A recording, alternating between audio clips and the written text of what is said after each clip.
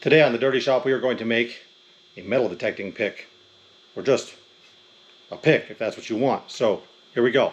Warning, this video may contain scenes of extreme untidiness. Viewer discretion is advised. Alright, so here's my old pick, and this one is really just fine still. And I'm going to fix this one and leave it as a short pick, but I want to make a long pick, so I'm just going to make another one. That way I can have a short one and a long one depending on what I want to do. And to make this you'll need 3 basic parts and a couple of screws, and then tools. You'll need a cutter, a grinder probably, and a welder, a couple of drill bits. Fairly simple tools, but what we got here is the head of this right here is a leaf spring out of a car or a truck. You want a big old leaf spring like this, so you can see that this is the leaf spring here. And you want one, this one's about 1/4 inch thick, maybe a little under. That's the type you want, and you can see it's about 3 inches wide. On this end it gets thinner. There's a thin spot, I don't know if you can see that. That's going to be the end with the blade, the pick blade here, and then the thicker area here will be the tip of the pick, this portion. So you can see that that lines up just like that. The other piece you're going to want is a piece of 1 inch or something like that, black pipe tubing or something of this nature. It needs to go over your handle. So you can see that piece goes right there, right there. And then you want to be able to cut your handle down so that it will fit on this piece. I'm obviously going to take this black piece off my handle, which is the next piece you'll need. This is a rake handle, and I'm going to make this particular pick quite long because I want to be able to reach out with it and rake off the gravel in case it's a hot rock or something on the surface without having to bend down. And I'm going to make it with like a hiking stick, so I can use it to walk along as a bit of stability when I'm walking on rough terrain. And if I don't like in the future being that long, which I probably won't, I'll cut it off. The last thing you need is a couple of screws here. This is about a 2 inch long 1/4 inch lag screw, and this one's about a 1 inch long lag screw. And you can see that the long one will go in the top right there, and that holds the handle in, and then the short one will go in the side here, and that holds the handle from rotating. And your short one just needs to be no longer than will fit through your pipe. You can see that right there, because you can't have it hit the other side. So to cut these all this up, I'm going to use my circular saw, my metal chop saw, and I'll use a grinder and a couple drill bits in my welder. Here we go.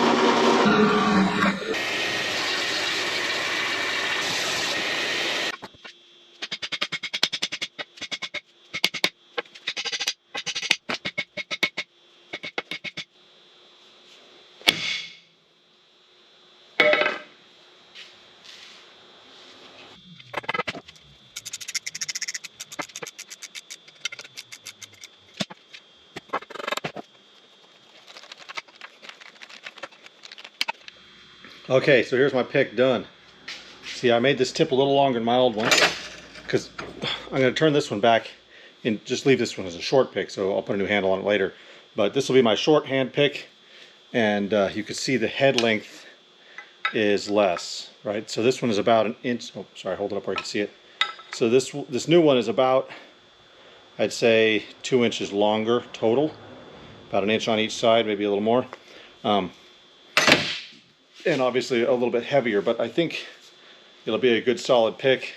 I decided to go through and add this support bit here so I could pry on it a little more like a crowbar, and that would make sure that it didn't break off. And I used a heavy weld.